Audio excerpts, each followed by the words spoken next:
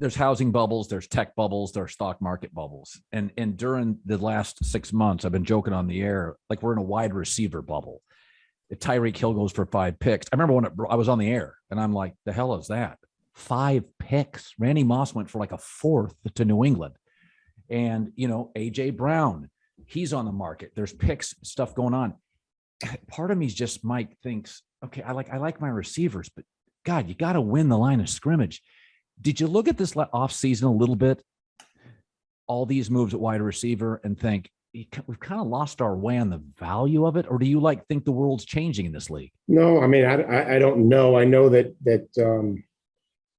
every situation is different, and I know that everybody gets the same amount to spend, and you have to make decisions. You have to make tough decisions, and so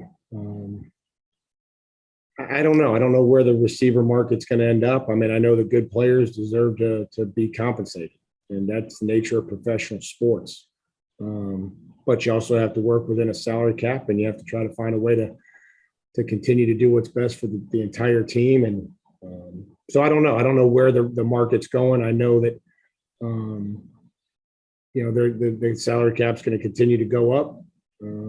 Specifically about AJ, I think everybody knows my relationship with AJ and how much that meant to me, and I hope him. And we've had conversations, since he's been traded. It just it makes you sick, right? Like yeah. I mean, you have a personal side to this thing when you try to do it like we try to do it and make a connection and care about these guys off the field and making sure that they're healthy, mentally and physically. Yeah, there's a business side to it too, and that's what everybody you have to understand that. And if you put a lot into something and guys move on, you have to make cuts, you release guys, and so that's the hard part of it. But I'm not going to change the way that we coach. I don't want our coaches or myself or anybody here to change the connections that we try to make to teach them. A lot of young coaches, Mike, struggle to relinquish during a game their side of the ball. I've seen a lot of coaches that's like, okay, this is my job, this is my last chance.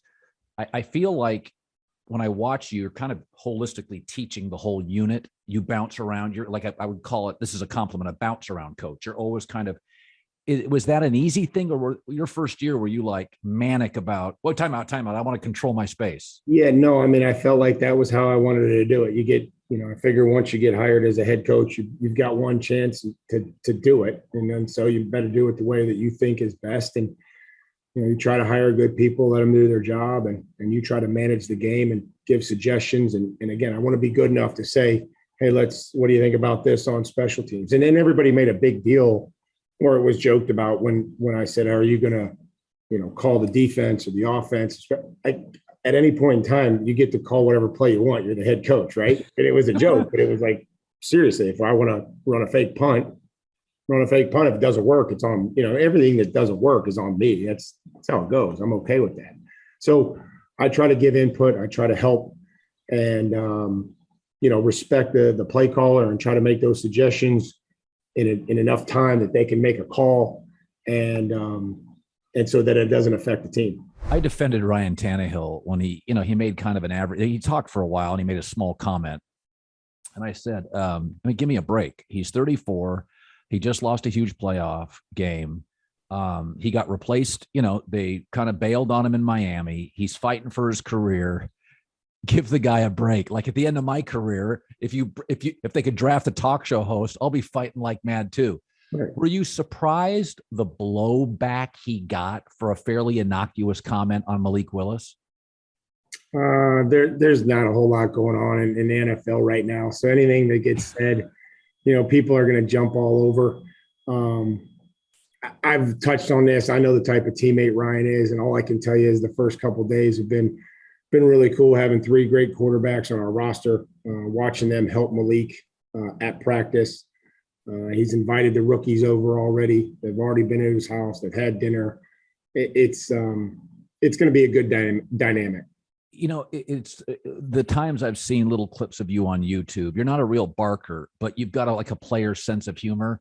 Like you're a motivator. You can be kind of a smart aleck with players. Sure. Like how do you view yourself as verbally with players? Oh, I mean, I have a relationship with all of them. Sometimes that's a little better than others, and the ones that want to chirp, I don't mind chirping, and because we have that type of relationship. Um, so it's good. I mean, you can't have that. You can't say those types of things if you don't have a connection or a relationship, right? It doesn't work. And so when Bill and I would do that and go back and forth, it was because we had something that was built. I mean, we'd built a connection, been there for 8 years. I mean, I remember one time about my third or fourth year, I did something wrong and then I was mad. So I went over and I sat on the offensive side, and the defense was over there and Bill was making adjustments. And I just went on the other side and I was just going to pout. And he came over and he said, "You look like Terry Glenn sitting over here by yourself," because Terry was a wide receiver at that time. And I was sitting where the wide receivers were sitting. And I was like, point made. And I got up and I went out there and I walked back, and I got on the defensive side. And you just kind of know, you just kind of know what's the right thing to say at the right time. I didn't think Derrick Henry was going to be a great pro.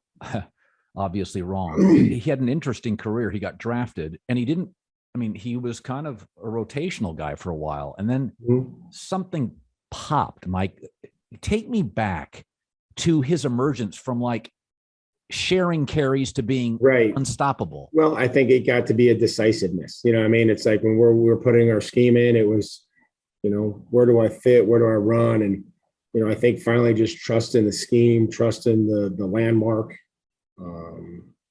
not trying to read too much. I think sometimes you get in trouble at any position that you try to see too much, or you're trying to do too much. And so I think he narrowed his focus. I think that he continued to work on his stiff arm and his second level. That, to me, that's the biggest thing is we got to just continue to find ways to get him to the second level and hope that magic happens, and it usually does.